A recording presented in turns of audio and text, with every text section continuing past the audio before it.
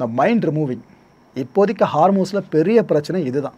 அதாவது ஈரான் இந்த கடல் நீருக்கு மேலே மிதந்துட்டு இருந்த இந்த மைன்ஸ் இருக்குல்ல, அதெல்லாம் முழுக்க முழுக்க அவங்க ரிமூவ் பண்ணிட்டாங்களாம். அது ஈரானே அஃபிஷியலாக சொல்லிடுச்சு.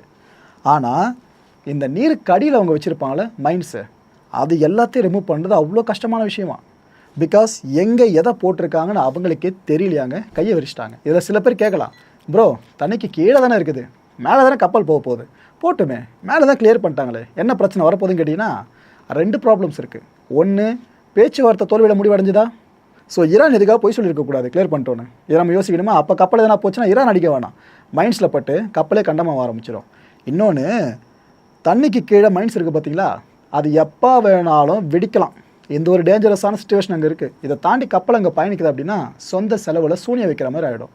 ஸோ இது இப்போ ஹார்மூஸில் பெரிய பிரச்சனையாக தலையெடுக்க ஆரம்பிச்சிருக்கு. அண்டு சதர்ன் கோஸ்ட்டில் என்னென்ன காட்சிகள்ன்றதை இங்கே நீங்கள் பார்த்துட்ருக்கீங்க. அதான் அமெரிக்கா சொல்லிடுச்சுல, அவன் அந்த ஹார்மூஸை நாங்கள் கைப்பற்றி காட்டுறோன்ற மாதிரி, பிளாக் பண்ணியே தீருவோம், நோ என்ட்ரி நோ எக்ஸிட்னு சொல்லி ட்ரம்ப் சூடு வச்சிருக்காருல, இதை முன்னிட்டு தான் இந்த காட்சியை பார்த்துட்ருக்கீங்க. இந்த ஈரானோட ஆர்மி இருக்குல்ல, அவங்க படைகளை அந்த ட்ரூப்ஸை டெப்ளாய் பண்ண ஆரம்பிச்சிட்டாங்க. இந்த நேவி ஸ்பெஷல் ஆப்ரேஷன்ஸ் கமாண்டோஸ் இருக்காங்களே, இவங்களை களமிறக்கி விட்டுருக்காங்க. மக்களே இவங்கெல்லாம் ஈரானை சேர்ந்தவங்க. அப்பியரன்ஸை பார்த்து அமெரிக்காவுக்கு நினச்சிப்பீங்க, ஈரானை சேர்ந்தவங்க. ஆயுதத்தோடு ரெடியாக இருக்காங்க. ட்ரம்ப்போட த்ரெட்டை முடிஞ்ச அளவுக்கு ஃபேஸ் பண்ண தளவாடங்களோடு காத்துக்கிட்டு இருக்காங்க இந்த ஈரானில் இருக்க கமாண்டோஸ்லாம். கமாண்டோஸ் வரைக்கும் களமிறக்கி விட்டுருக்காங்கன்னா எவ்வளோ ஈகராக இருக்காங்க யோசிச்சு பாருங்கள். ஈரான் ஃபாரின் மினிஸ்டர் சொன்னார்ல அப்பாஸ், ஒரு முறை இன்டர்வியூவில் சொன்னார் பாருங்க சிரிச்சுக்கிட்டு, வெயிட் பண்ணுறோங்க, தைரியம் இருந்தால் அமெரிக்காவோட படைகள் எங்கள் நாட்டு மண்ணில் காலை எடுத்து வைக்கிட்டோம், வெயிட் பண்ணுறோம், அதுக்கப்புறம் எத்தனை பேர் போகிறாங்கன்னு பார்க்குறோமே அந்த மண்ணை விட்டு வெளியே அப்படின்னு சிரிச்சுக்கிட்டே சொல்லியிருந்தாப்புல.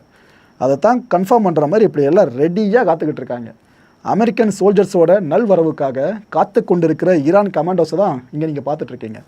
எல்லா இடத்துலையும் ரெடியாக இருக்காங்க. ஸ்னைப்பர்ஸ்லாம் பட்டையை கலப்புற மாதிரி காத்துக்கிட்டு இருக்காங்க. அதை வச்சுக்கிட்டோம்